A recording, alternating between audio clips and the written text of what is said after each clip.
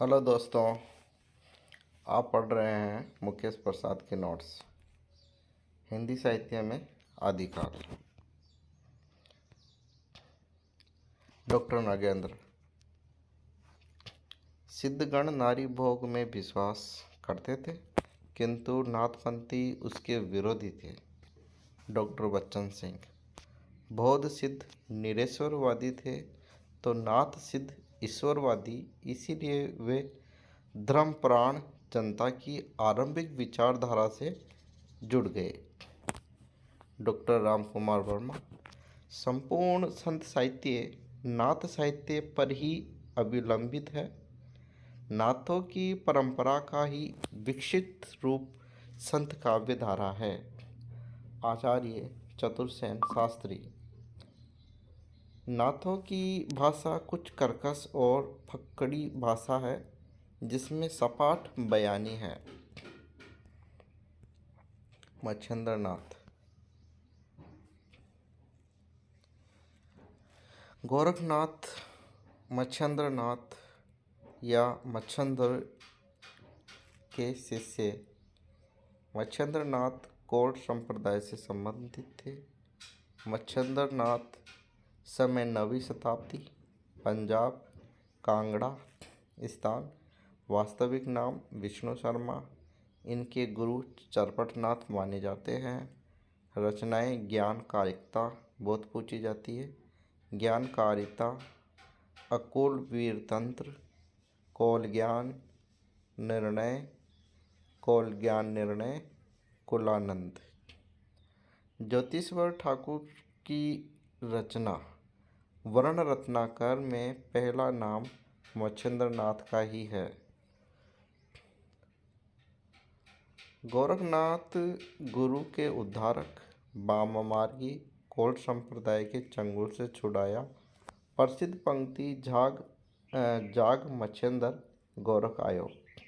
तुलसीदास ने योग मार्ग की निंदा की। हठ योग साधना बल है यानी सूर्य, ठ यानी चंद्रमा।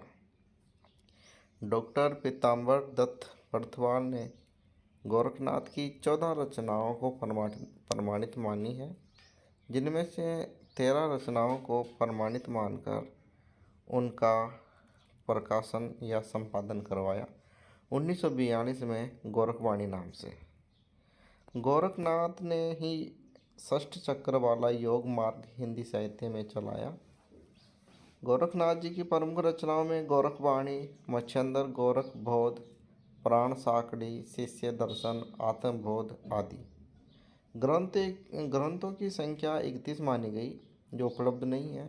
प्रमुख पंक्तियाँ: तुम्बी में त्रिलोक समाया, जो जोई पिंडे सोई सोई ब्रह्मांडे। मिश्र बंधुओं ने 10 रचनाएं प्रमाणित मानी। गोरखनाथ की पुस्तकें सर्वप्रथम गद्य का आभास, प्रथम गद्य लेखन माना।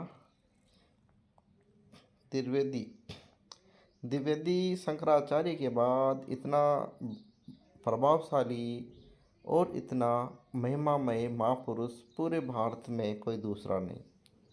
चरपटनाथ कुकुरिया के गुरु हैं। चंबा रियासत के राज परिवार में जन्मे। आत्मा से योगी बनने पर बल दिया। वेशधारी योगी को निकृष्ट कहा। इनकी पंक्ति: एक पीत पटा, एक लंब जटा, एक सूत जनेऊ तिलक सटा। 5वें नंबर पर है चौरिंगनाथ। पहले नाम पूर्ण भक्त था इनका। मूल रूप से पंजाब निवासी। ग्रंथ इनका प्राण सांकली गोरखनाथ के साथ मिलकर लिखा। दोनों के गुरु मच्छिंद्र नाथ ही हैं। 6ठे नंबर पर है गृहिणीनाथ। गुरु गोरखनाथ। दक्षिण में श्री कृष्ण की भक्ति की प्रधानता। भाषा मराठी। शिक्षा संत ज्ञानेश्वर के पितामह गोविंद पंत से ली। 7वें नंबर पर जालंधर नाथ, पंजाब से। मैनावती जालंधर नाथ जी की भक्ति करने जाया करती थी। संदेह के कारण पुत्र गोपीचंद ने जालंधर को मरवा दिया। राजा गोपीचंद मीनावती का पुत्र, जालंधर के शिष्य के रूप में जाना जाता है। ये पंक्ति कुछ विवादित है। चलो देखते आगे।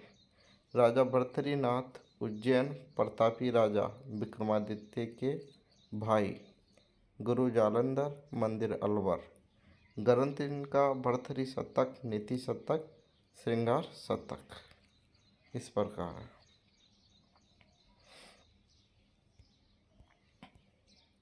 अब हम पढ़ेंगे जैन साहित्य। जैन साहित्य, जिसे राज साहित्य भी कहते हैं, आदि स्रोत जैन पुराण। मुख्य प्रयोजन जैन धर्म के तत्वों का निरूपण। आधार अहिंसा, दया, धर्म, प्रेम आदि। आदिकालीन साहित्य में सबसे प्रमाणित साहित्य माना जाता है। इसके नायक केवल जैन समाज का व्यक्ति होता है। प्रमुख शैलियाँ रास, चरित्र, फागु आदि है। रास क्या होता है? रास प्रबंध काव्य में सबसे प्रसिद्ध काव्य है। फागु मुक्तक काव्य शैली में लिखा जाता है। वल्लभी राजा धारसेन के शिलालेख में प्रथम बार अपभ्रंश का प्रयोग मिला, शुक्ल जी के अनुसार। भाषाओं में संस्कृत, फिर वैदिक संस्कृत, फिर लौकिक संस्कृत, फिर प्राकृत, फिर अपभ्रंश और अबहट। प्राकृत को प्रथम प्राकृत, अपभ्रंश को द्वितीय प्राकृत और फिर है आहट, फिर पुरानी हिंदी और हिंदी। इस प्रकार हिंदी का निर्माण हुआ है। इसमें पाली भाषा नहीं बताई गई। लौकिक भाषा के बाद में पाली, प्राकृत, अपभ्रंश इस प्रकार। चलो, जैन साहित्य को अपभ्रंश भाषा के आधार पर दो भागों में, प्रथम अपभ्रंश युक्त 10वीं शताब्दी से पहले की भाषा, द्वितीय अपभ्रंश मुक्त 10वीं शताब्दी के बाद की भाषा। देवसेन, इनकी रचना ग्रंथ सावकाचार 933 ईस्वी 250 दोहे। सावक धर्म के नियम इसमें दिए गए हैं। स्वयंभू, डॉक्टर राम कुमार वर्मा के अनुसार हिंदी के पहले कवि माने जाते हैं।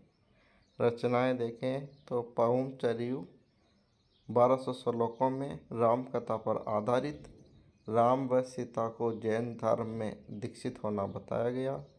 इसमें 5 कांड, विद्याधर, अयोध्या, सुंदर, युद्ध और उत्तराखंड, कुल 90 संधियाँ। 7 संधियाँ जोड़कर इनके पुत्र त्रिभुवन ने इसे पूरा किया। इसे जैन रामायण नाम से भी जाना जाता है। दूसरी रचना इनकी ऋठनैणी हरिवंश या हरिष्ठनैणी चरियु है। ये कृष्ण कथा पर आधारित है। स्वयंभू छंद इनकी अगली रचना है। फिर है पंचमी चरियु, जिसमें नाग कुमार के जीवन चरित्र पर आधारित है। उपाधियाँ देखें तो इसे कविराज, चक्रवर्ती, छंदक, चूड़ामणि आदि उपाधियाँ दी गई हैं। अपनी भाषा को देश भाषा तथा स्वयं को कुकवि कहा इन्होंने। डॉक्टर भोलाशंकर व्यास ने अपभ्रंश साहित्य का कालिदास कहा है। संपादक डॉक्टर बयानी ने अपभ्रंश का वाल्मीकि कहा है। इसकी ट्रिक है स्वयं परिबनी, इसकी ग्रंथों की ट्रिक है। आगे है पुष्पदंत। हमने देवसेन और स्वयंभू को पढ़ने के बाद अब हम तीसरे नंबर पे पुष्पदंत या पुंड को पढ़ेंगे। स्वयं को इन्होंने अभिमान में कहा है। शिव सिंह सेंगर के अनुसार हिंदी के पहले कवि व भाका की जड़ कहा है। सामान्यतः इनका समय 10वीं शताब्दी है। शिव सिंह सेंगर ने 7वीं शताब्दी व हजारी प्रसाद द्विवेदी जी ने 9वीं शताब्दी माना है। डॉक्टर तगाड़े ने पुष्प की भाषा को मराठी की जननी कहा है। रचनाएं देखें तो महापुराण इनकी रचना है। यह एक प्रबंध काव्य है। जैन पुराण की संज्ञा कर्षण कथा पर वर्णित है। 105 इसमें संधियाँ हैं। 63 सलाका महापुरुषों की जीवनियों का वर्णन है। अतः इसे अपभ्रंश का वेद व्यास जी कहा गया है। अगली रचना न्यू कुमार चर्यु, एक खंड काव्य है। कामदेव अवतार नाग कुमार का वर्णन है। आगे रचना है जसर चर्यु, ये एक खंड काव्य है 4 संधियों में।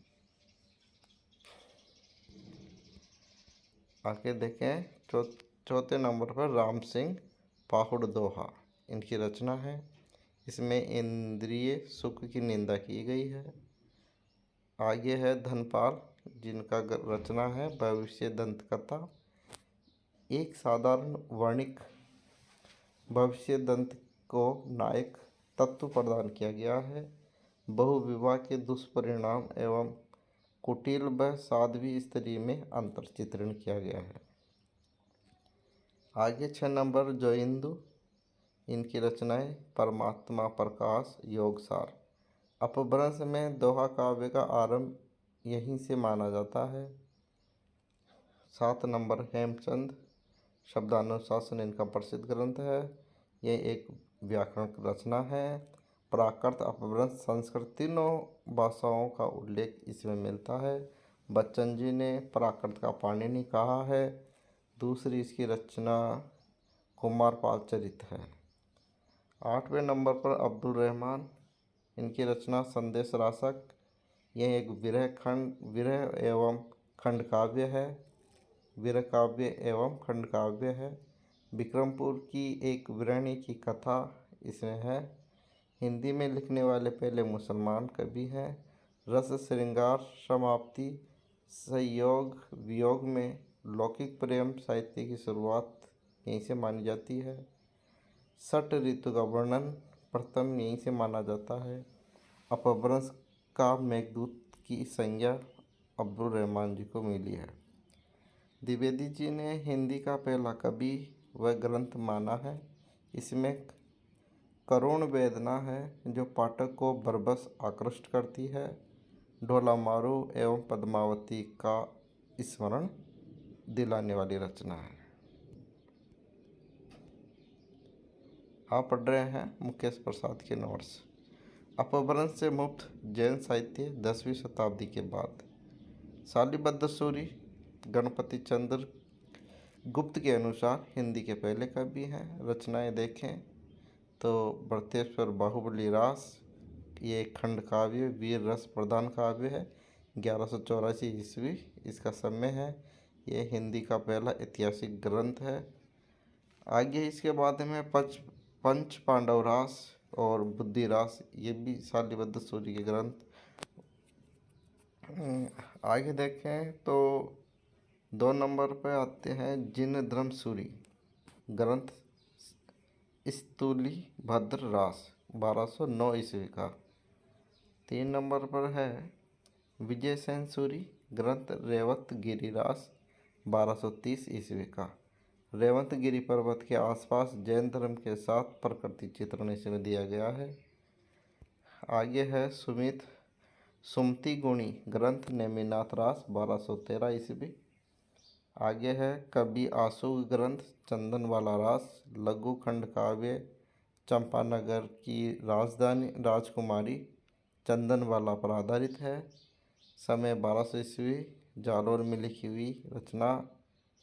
दूसरी रचना अशोक की जीव दया रास, महावीर के उपदेशों को पद्य में इन्होंने लिखा है। इसमें आगे है जिनदत्त सूरी उपदेश रसायन रास, यह राम काव्य परंपरा का आरंभिक सूत्रपात ग्रंथ है। सोम प्रभसूरी कुमारपाल प्रतिशोध 1184 ईस्वी।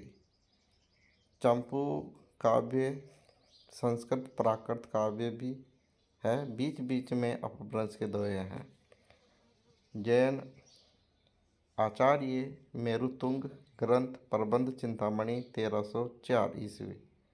नोट देखें तो हरिशरण ने धर्म परीक्षा में अपभ्रंश के 3 कवियों का वर्णन किया, जिसमें स्वयंभू, चतुर्भुज और पुष्पदंत।